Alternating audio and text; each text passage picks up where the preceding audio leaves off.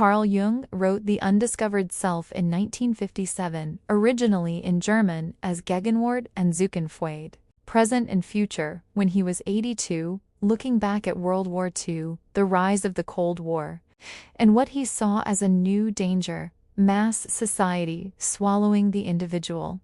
It's not a clinical textbook, it's a short, urgent essay. Jung's basic premise is that modern rationalism, statistics, and political ideologies treat people as averages, not persons, and that leaves us disconnected from our inner life. Core argument.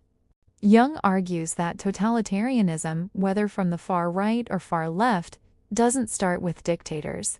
It starts with individuals who don't know themselves. When we outsource our moral judgment to the crowd, the state, science, or even religion as a social club, we become psychologically infantile and easy to manipulate. His solution isn't politics, it's psychology. Each person has to do the work of becoming whole, which he calls individuation. That means consciously facing the unconscious parts of yourself, not just polishing your public persona.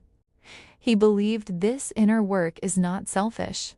It's the only real defense a free society has. Written late in his life, the book is explicitly a response to World War II and the dawn of mass culture, advocating for conscious and unconscious awareness to sustain human culture. Highlights to remember: individuality versus collectivism. Jung warns that conformity erodes personal identity and uses totalitarian regimes as proof of what happens when the collective crushes the individual psyche. The statistical illusion. Science loves averages, but you are not an average. Reducing humans to data points strips away moral responsibility. Knowledge of the self can't be measured in polls. The unconscious matters. Dreams, symbols, and slips aren't trivia. They are windows into forces that drive us, whether we admit it or not. Ignoring them makes us blind, not rational. Meet your shadow. The shadow self is everything you deny or dislike in yourself. Jung says you don't defeat it by pretending it's not there. You integrate it, which makes you less likely to project evil onto other groups. Individuation as duty. Becoming aware of and integrating the different parts of your personality isn't just self-help. It's how you stay human under pressure.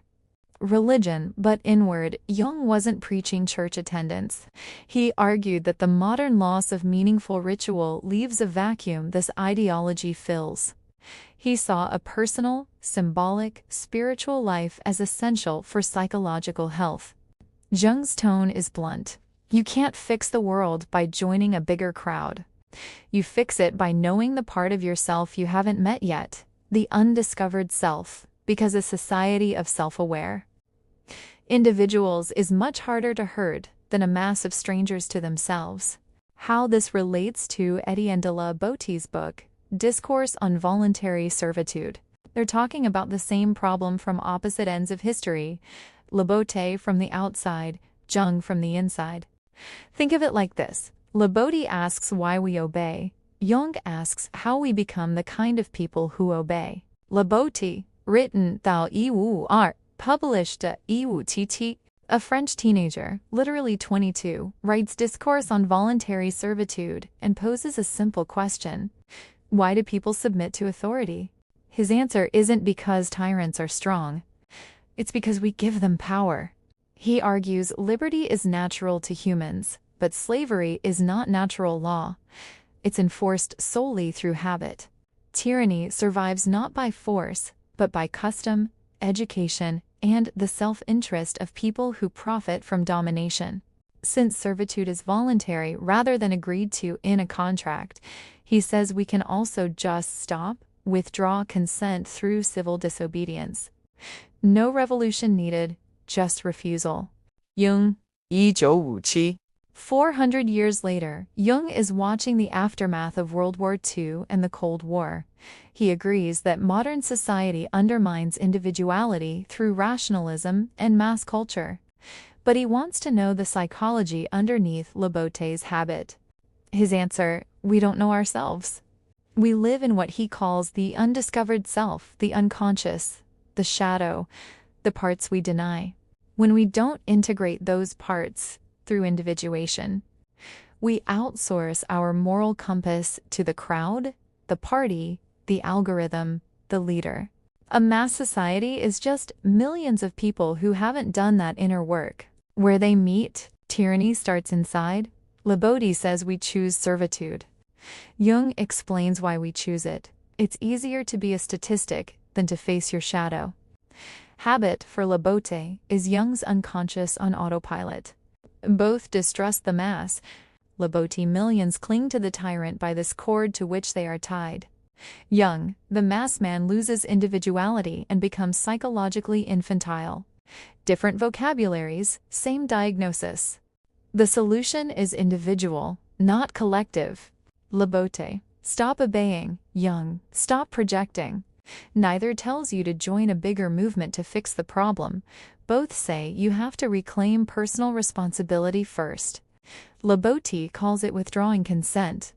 Jung calls it becoming conscious. Freedom requires self-knowledge.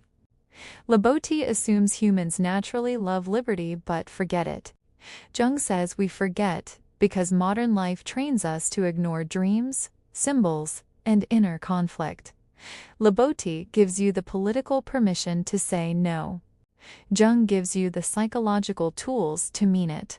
In short, Labodhi diagnosed voluntary servitude as a political habit in 1553. Jung, in 1957, showed the habit lives in the psyche. Read together, they argue that dictators don't make slaves, undiscovered selves do. And they keep doing it until enough individuals decide to know themselves and simply stop lending their power away. John Taylor Gatzel basically said public schools aren't broken, they're doing exactly what they were designed to do. In his 1991 Teacher of the Year speech, the 30-year veteran laid out the 7 lessons schools actually teach, whether teachers mean to or not. Confusion, everything I teach is out of context. I teach the unrelating of everything. Class position, you must stay in class where you belong. Kids are numbered and trained to envy the better classes and despise the lower ones. Indifference. Bells teach you to turn interest on and off. Nothing important is ever finished. Emotional dependency by stars and red checks. I teach you to surrender your will to the predestined chain of command. Intellectual dependency. Good people wait for a teacher to tell them what to do. Provisional self-esteem. Your worth comes from expert evaluation, not self-evaluation. You can't hide constant surveillance, no private time. He quit because he was no longer willing to hurt children by reinforcing that hidden curriculum. Labodhi Gatto. Labodhi asked in 1552 why people submit to authority. His answer, not because tyrants are strong, but because we make servitude a habit. Liberty is natural. Slavery was not a natural law, but was enforced solely through habits, and people voluntarily accepted their own servitude. Gatto shows you the factory where that habit is installed. Age segregation, bells, grades, and surveillance train exactly what Labodhi described. A population that obeys because it's been conditioned since childhood to wait for permission. Labodhi said tyranny is maintained by self-interest and custom. Gatto points to Lesson 2 class position and Lesson 4 emotional dependency as the daily rehearsal. If you spend 13 years learning, you need a pass to go to the bathroom. Withdrawing consent as an adult feels unnatural, which is Labodhi's whole point. Jung gives Gatto. Jung wrote The Undiscovered Self after World War II and said modern society undermines individuality through rationalism and mass culture.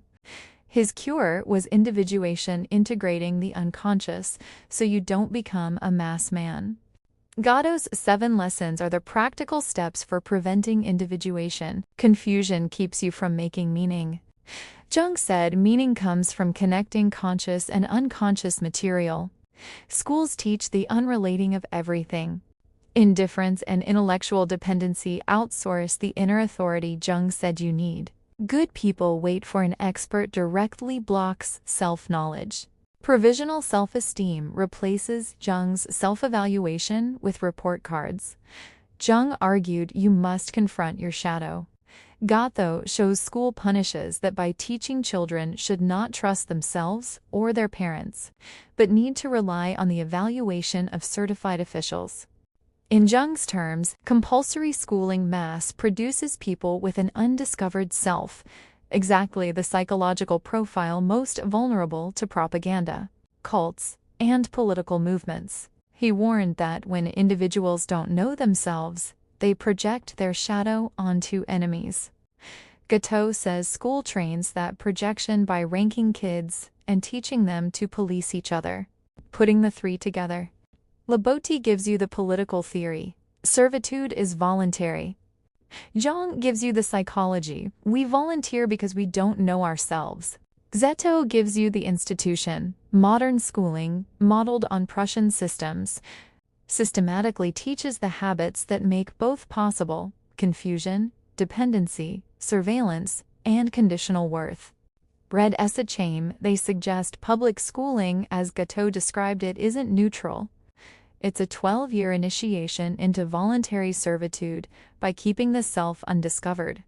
If you want Labotti's free citizen or Jung's individuated person, Gatto would argue you have to deliberately unlearn those 7 lessons, which is why he ended up advocating homeschooling and unschooling, where kids can finish work, trust inner curiosity, and practice self-government instead of obedience.